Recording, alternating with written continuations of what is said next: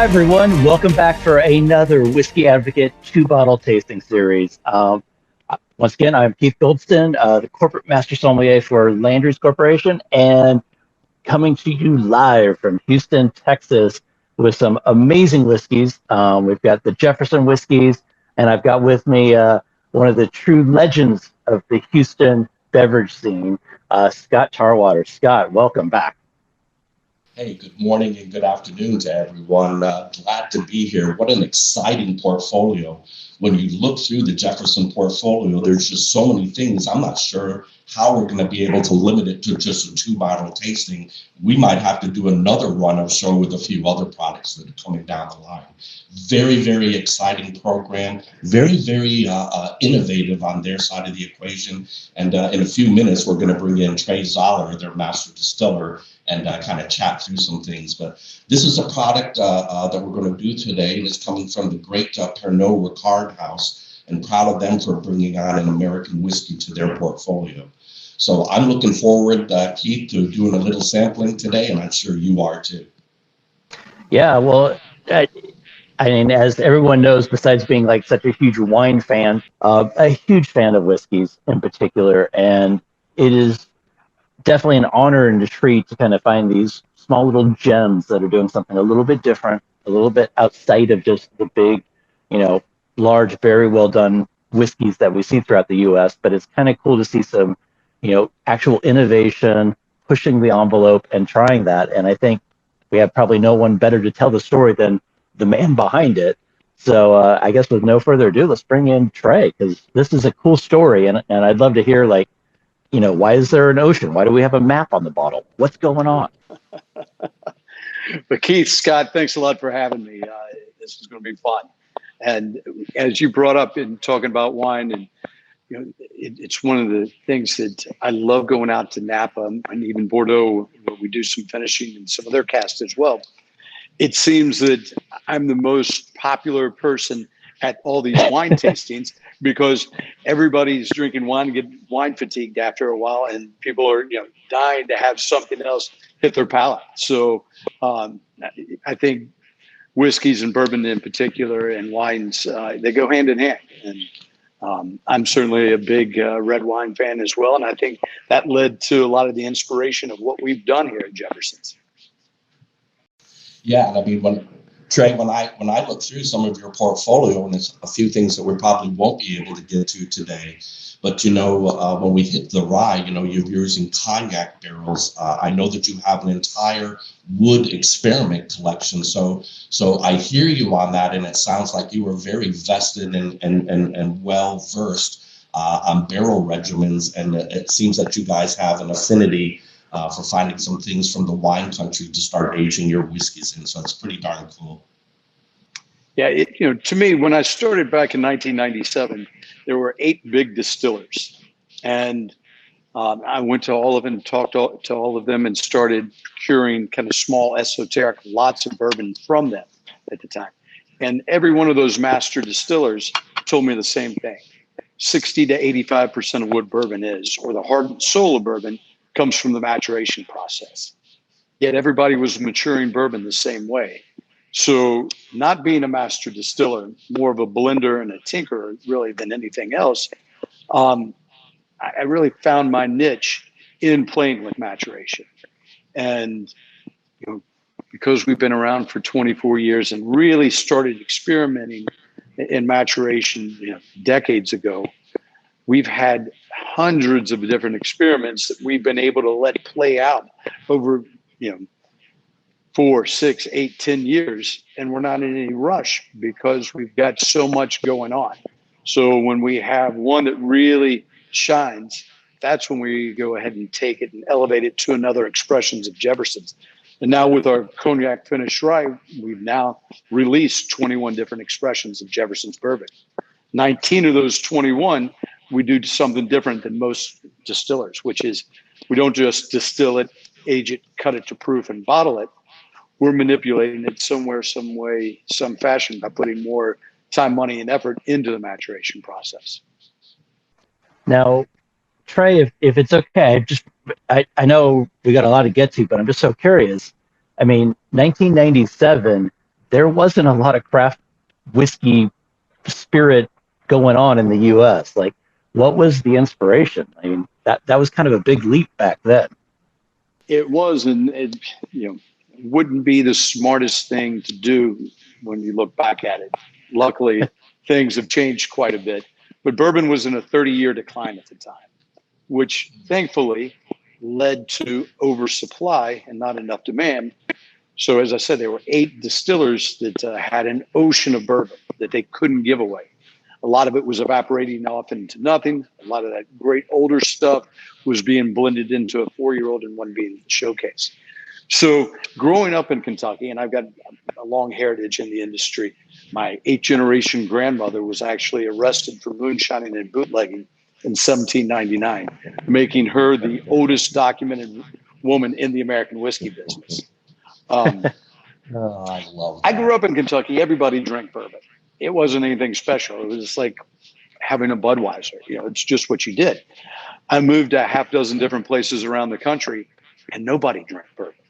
And there wasn't much of a pool for it. About the same time, my dad took a Delta flight. In the back of the magazine, there was an ad to buy a single barrel of Bushmills Irish whiskey. This was in 1993. So he and 4 friends put $1,000 each, bought one of these barrels, went and visited at the distillery in Ireland, and it would be bottled for them in the year 2000. So they bought that for the equivalent of $13.50 a bottle. When it was bottled, it was worth about $250 a bottle. And I thought, 1, that's pretty good margin. 2, I thought if he can buy a bottle or a barrel of Irish whiskey, why can't I go to my friends here in Kentucky and see if I can buy some of their barrels, which they were more than happy to sell to me, as there was no market for it. And I went to the first Whiskey Fest, actually. Julian Van Winkle and Pappy Van Winkle and I, we had tables next to each other. We put a deal together. You could buy 10 cases of Pappy Van Winkle, get a case of Jefferson's Reserve at no charge, buy 10 cases of Jefferson's Reserve, get a case of Pappy Van Winkle at no charge. And we didn't sell a dozen deals between the two of us. It just wasn't there. I'll tell you, if that deal was put in front of us today, all of the product would be gone. We would gladly take either of those deals. Yes, I know. I actually bought the last 400 barrels that would have been Pappy Van Winkle from the original Zoeller distillery decades ago. I paid less per barrel than one of my sales reps paid per pour right before the pandemic. So that shows you just how things have changed. Crazy. So going back, I like that you had that, gave us the perfect segue by saying an ocean of whiskey. Let's talk about the ocean, because out of all the innovation, that seems like a pretty radical way to age your whiskey. So what was the inspiration on that? It is radical, and how I came up with the idea, and then when I look back at the practicality of it and the history of it, it's really what's been done from day one. I happened to be on a friend of mine's ship. It was his 40th birthday, and invited a bunch of us down to Costa Rica. And on his ship that was named the Ocean at the time, it's now called Ocean for Ocean and Research put together. And he catches, tags, and releases great white sharks in order to collect the data and basically, really push sustainability and abundance. But he invited us down to really go surfing, catch some fish, and as Kentucky boys will do when they get together, drink a lot of bourbon on the bow of the ship. And as we did that, I watched the bourbon slosh back and forth within the bottle. And I thought, if that would happen in a bottle, it would certainly happen in a barrel. And that would change the maturation it's quite different than how we mature bourbon in Kentucky and wait for the change of temperatures to push the whiskey in and out of the wood. So I suggested to him, hey, let's put some barrels on your ship. He suggested that might not be such a great idea since his crew catches great white sharks. But the more he drank, the more we decided that would be a good idea. And that's what we did. We put 5 barrels originally on his ship. He went out to an uninhabited island chain called the Guadalupe Islands and bounced around for 3.5 years. And it baked under the sun, sloshed around, and it soaked up that ocean air. And really just when we tapped into it, we found something that was just outstanding. Again, all that constant contact with the wood gave it a really deep color. It was almost black. It was so caramely because the sugars caramelized within the wood because of all that heat, and then the salt air permeated it. So people called it the salted caramel popcorn bourbon. So it's really been unique. We've done 25 voyages since that time, which each voyage, today what we do is we age it for 6 to 8 years and then put it on ships, send it out of the port of Savannah, down through the Panama Canal, around New Zealand, all the way down and around Australia, around the Tasmanian Sea, up Malaysia, China, Japan, across to British Columbia, down the West Coast, back through the Panama Canal, through the Caribbean, up the East Coast, over to Europe, and the North Sea, and then back to Savannah and up. So 30 ports, 5 continents, crossing the equator 4 times really gives it a unique flavor. So today we're going to actually try what you call Voyage 23, and I think you just mentioned that you have 25 sets. So it sounds like 2 more are probably on the ocean as we speak right now. But we're fortunate enough to have the Voyage 23. Can you give us a little time frame? Is this also 8 to 9 years old before we even get a chance to taste this? It's 6 to 8 before we put it on ships, and then it's out at sea for about 8 months. So somewhere in there. And I've really found that 6 to 8 years, when I'm manipulating whiskey, that's the sweet spot. It's fully mature, but it's not taking too much wood out. So when I'm influencing it one way or the other, it's able to absorb those different characteristics that we're trying to put in.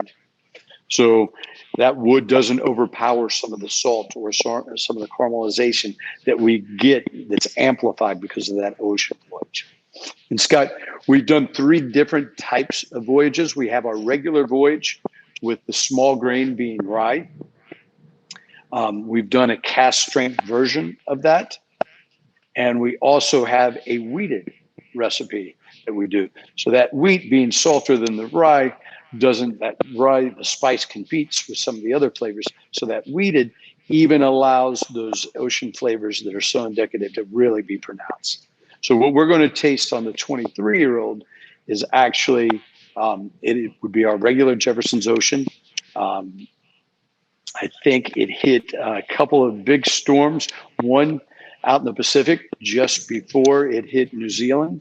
And then after it left Australia, heading up towards Malaysia, another big storm hit it. So those storms really influence it. We get daily sea conditions, whether it's calm, moderate, rough, or very rough. And when you have very rough seas for a couple weeks at a time, in some cases, that will really slosh it around, increasing the angel's share, but condensing it and giving it more of a briny taste. Wow. Yeah, it's funny that you mentioned that part of the world, because I've been lucky enough to be kind of the guest wine speaker on a couple cruise ships. And very much like you, I noticed the sloshing, just even with wine bottles, that almost every bottle they brought out and served tasted like 5 years older than what the label said. And it was just this weird, like, yeah, it was just like, wow, even the wine is aging faster.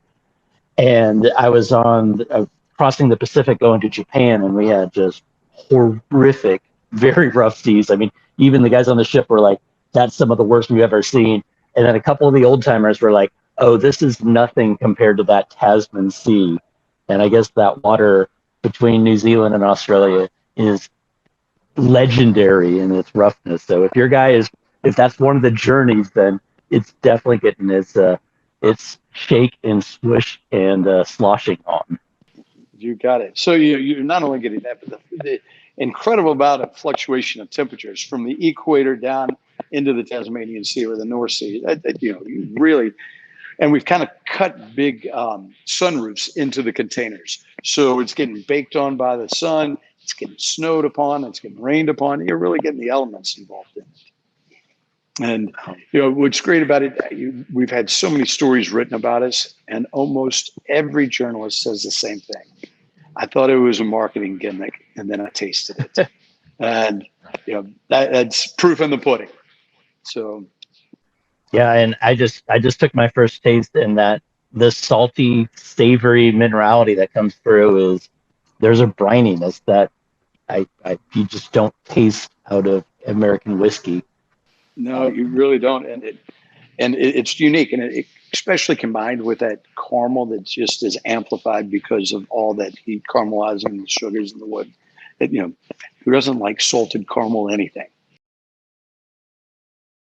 I just want to bring to the viewers' attention, just sorry to interrupt, but just to the viewers' attention, because we are talking about that salty brininess that we're getting in the background on this taste, and that is not a negative, that is a super positive.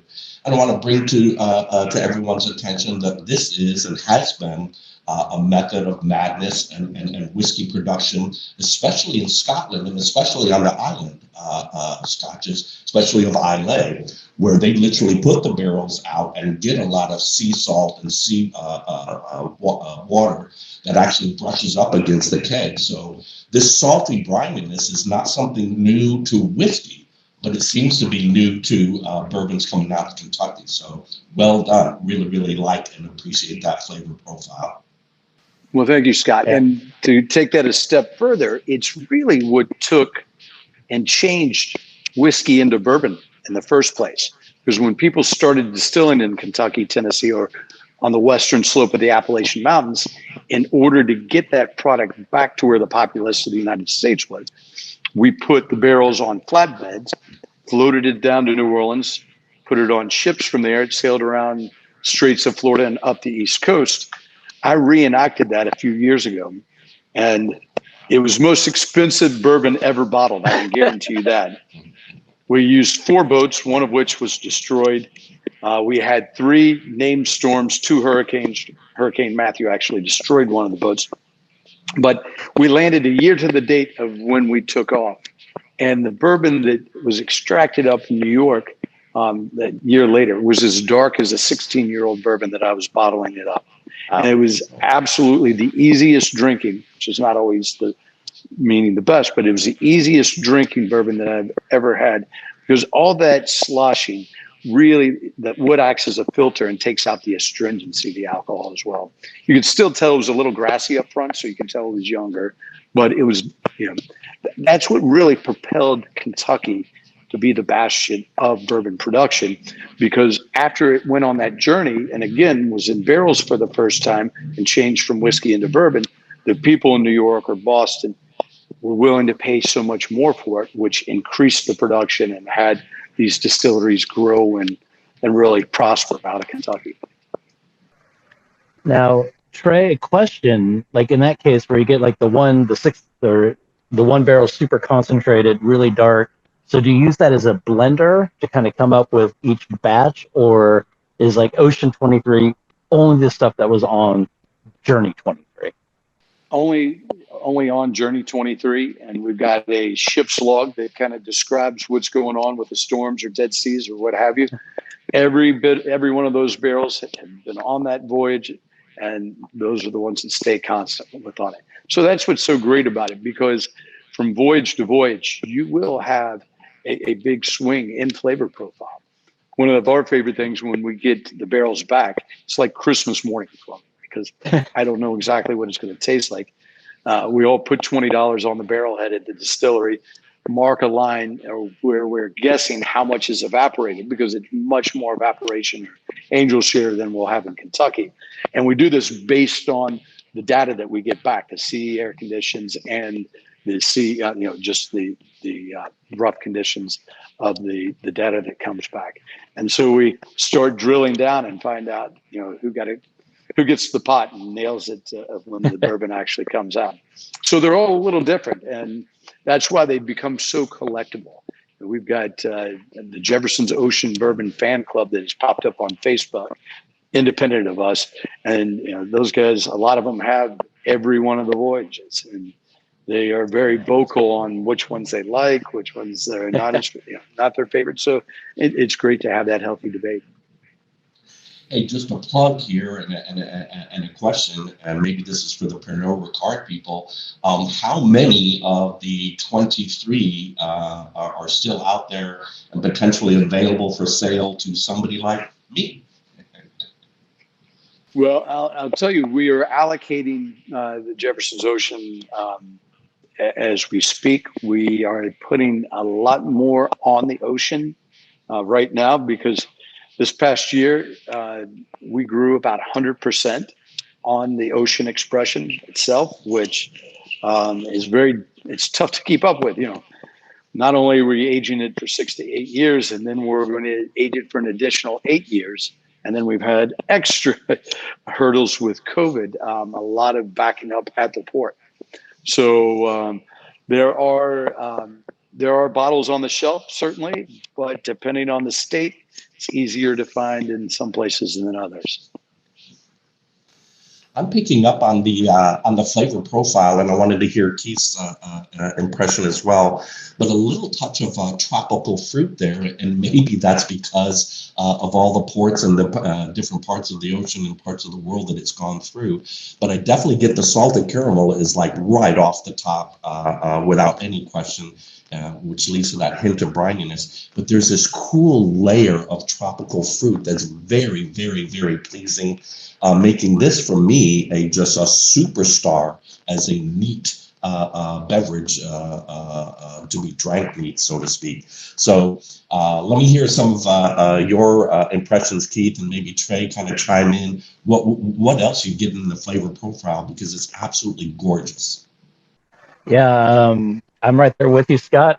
Definitely kind of get the salted. I mean, the savory kind of brininess on the finish is delicious, and it makes me almost want to have, like, I would love like some like hard mineral water, like maybe just a drop or two, just to kind of open it up. Kind of like it'd be Scotch water drip thing. But then on the front end, it's super cool because I get this almost like caramelized bananas Foster kind of, and I think that might be that tropical note you're getting, but it's got this really kind of pretty like banana lift, then it goes into the caramel, then into the salty. And I also love that it has that kind of cool, every time you go back to it, it's showing something different. And that to me is, that's what I love about, great beverages, is that curiosity, like when it sparks that something inside you, like, ooh, I should have another sip. I should pause and pay attention to this. And, very cool stuff. So thank you, Trey. You got it. Keith, I totally agree with you. This is one pour that the longer it's in the glass, the more it opens up and the more that you're going to find from it. Additionally, I always kind of have thought this is kind of like putting the salted popcorn on the bar when you're drinking a beer. That saltiness makes me, as soon as I put it down, it makes me want to grab it and take another sip right away, just to keep that salt going on the front of my tongue. So it's exactly as you said, that I just kind of keep wanting to keep going at it. Yeah, I mean, there's probably a reason why most bars around the world put out salty food. I don't know why. I think so. I think that increases the thirst, maybe. Well, I know we got the rye to go to as well, but I've got one last ocean question before moving on. When is there going to be the Jefferson's, kind of like when the ship is, say, like in the Caribbean? When is there going to be like the week-long Jefferson, join us for the cruise through these islands, check in on your barrels? Is that ever going to happen? Have you thought about that? Would you like a cruise director to help make it happen? I would, and maybe a partner, a restaurant group partner, to help really go celebrate it and do it right. So if you can think of any, we have thought about that. My goal actually is to have our own ship that does this and dedicates, it's continuously doing that. We keep increasing our production and the sales follow. So hopefully we'll reach that goal, but would love to do a very high-end cruise and make it just a great experience that's indicative of what I think is going into the bottle. Well, thanks for laying the challenge down, and challenge accepted. I think we'd like to be all over that. Fantastic. Great. All right. So what's the story with the rye and all of the other crazy cool stuff that you're doing? Well, so we have been out of the rye business for about 8 years. I had a 10-year-old rye that was delicious. We had limited supply of it. I did not want to rush a rye out. It was one of the two expressions that I did not do anything on top of distilling it, aging it, cutting to proof and bottle. So I wanted to do something that I could really make unique, and I wanted to make it a sipping rye. Because I love rye whiskey specifically in cocktails because of that great spice up front, and then it gets dry on the back, kind of shuts up and allows all the other components of the cocktail to do its work. But I wanted to create something that you could drink neat or on the rocks, a real sipper. And I think the flavors and the viscosity that comes out of cognac, I thought would really play out well with this. So what we did is we, again, took very mature rye whiskey, and we finished it in cognac barrels for up to 18 months. So actually, we started off, I've got some aging that's been now for about 44 months, which has been fun to taste. But I think about 18 months is really when we were getting the optimum level of flavor that really enhances it. And before I tell you what flavors that I think come into it, I'll let you all taste it, and hopefully you can educate me as well. But one thing about rye, as I mentioned, not only do you get that spice up front and then it gets dry, but sometimes it's more on the thinner side. So I was really looking to enhance the mouthfeel. And I think this cognac finish for that long really has done that. It really coats your tongue in a really special way. Keith, I'm getting, and Trey, I'm getting just a gorgeous, the first thing that hits me is maybe a wide variety of oranges with tangerines, with maybe some Haitian oranges, but just a wide variety of orange, and maybe just a kind of a thin layer of raw or just fresh honey. Like right out of a honeycomb. That's kind of what jumps out at me. I am, and Keith knows this, I absolutely love rye, and that is my favorite whiskey on earth. And this has already become my favorite as of about 4 or 5 weeks ago when I first had a chance to try it. But one of the things that you just mentioned that I think needs to be echoed is it does have a full-bodied mouthfeel. It's a little bit bigger than some of the ryes that are out there on the market. In other words, not thin, but has some weight to it in the mouth. And Trey, like you say, it sounds like the cognac barrel finish has helped get towards that point. It has, and to me, mouthfeel is one of the most important aspects of a whiskey. Just really like how some can just that weight on it, the coating your tongue.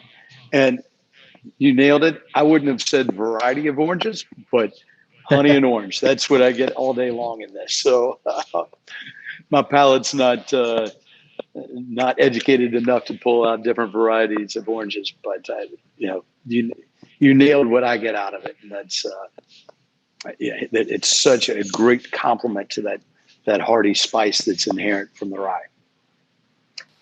Absolutely beautiful. Yeah, and it was interesting with Scott, you saying that the body was bigger, and it's like I actually grabbed the bottle to check like is the proof a little bit higher, and it's funny, it's like 2% higher than the ocean, but it's just amazing how with the combination of the mash being more rye and that just little bit extra, little bit of kick of alcohol, how it just gives you that mouthfeel. And then I love kind of like the spicy finish.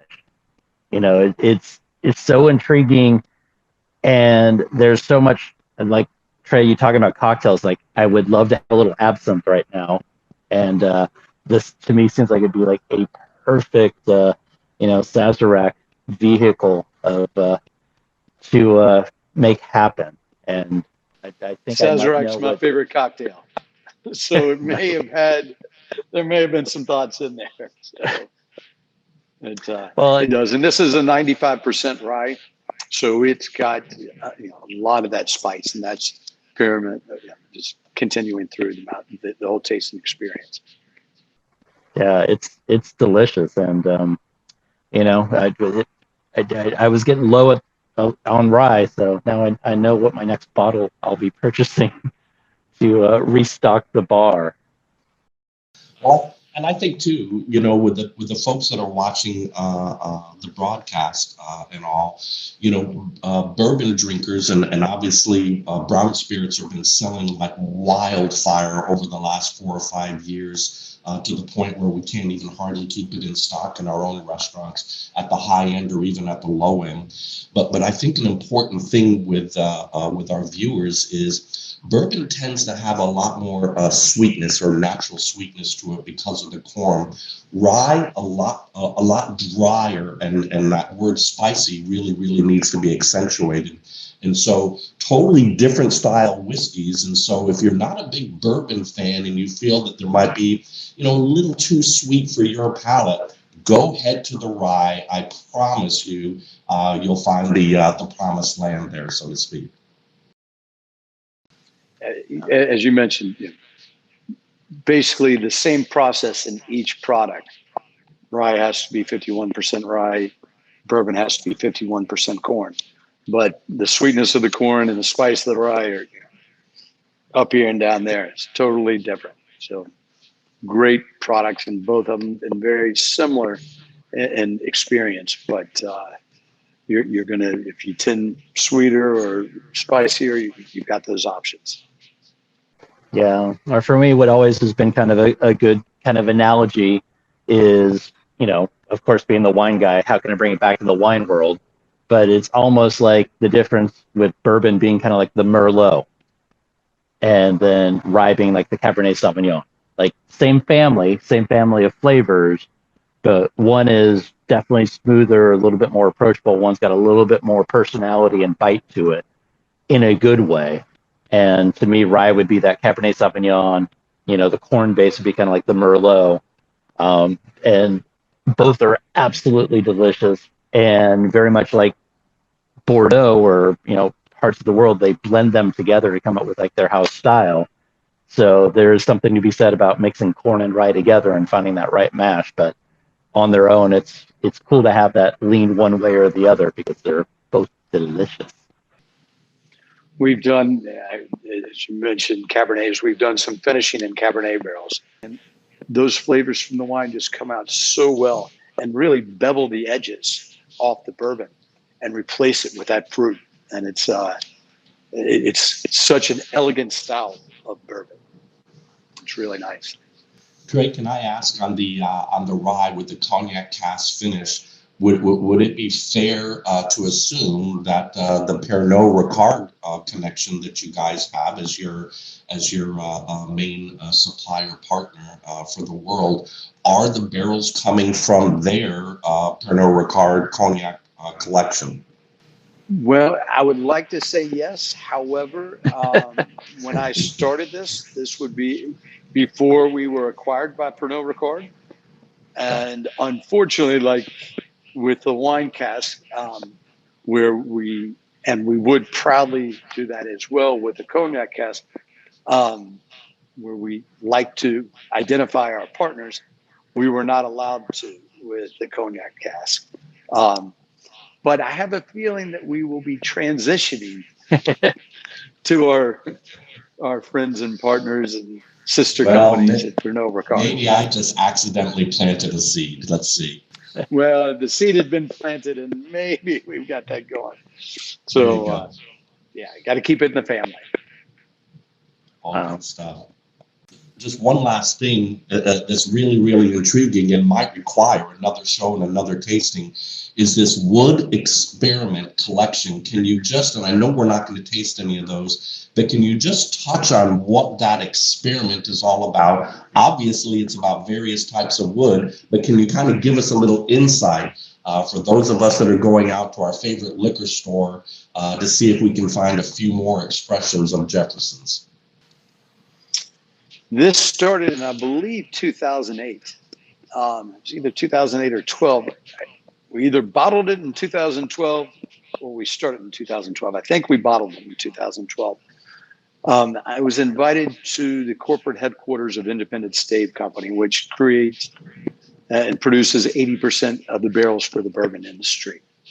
And they've got cooperages all over the world.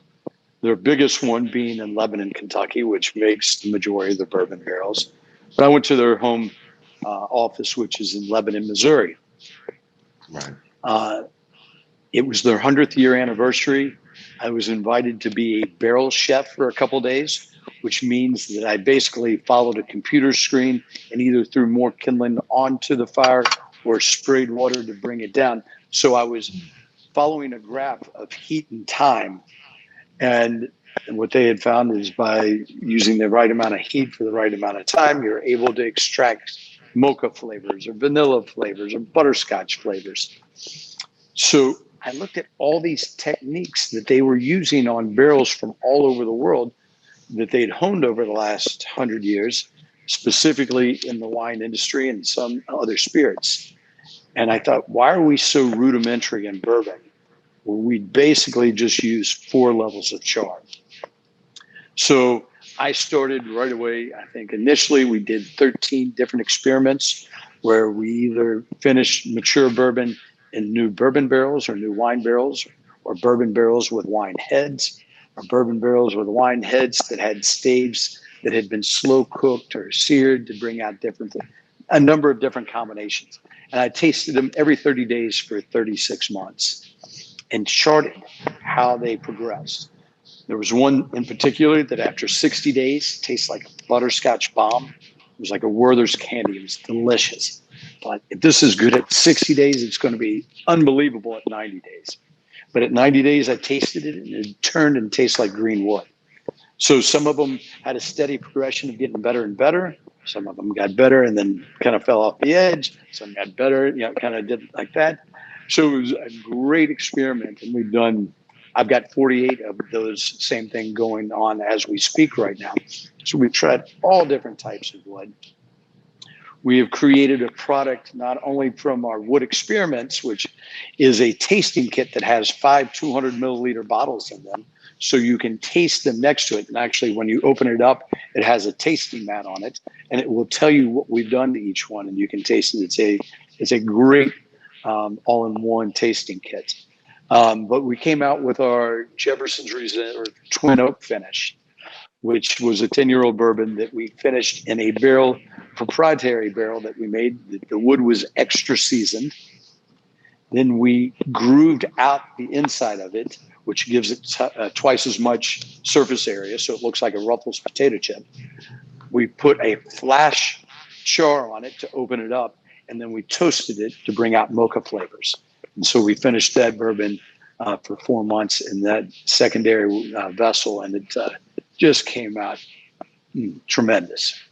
So you learn so much from the wood, and why not take some of these great techniques that have been really honed over century and put them into something that, in my mind, the distillation process of making bourbon is a science that has pretty much been perfected.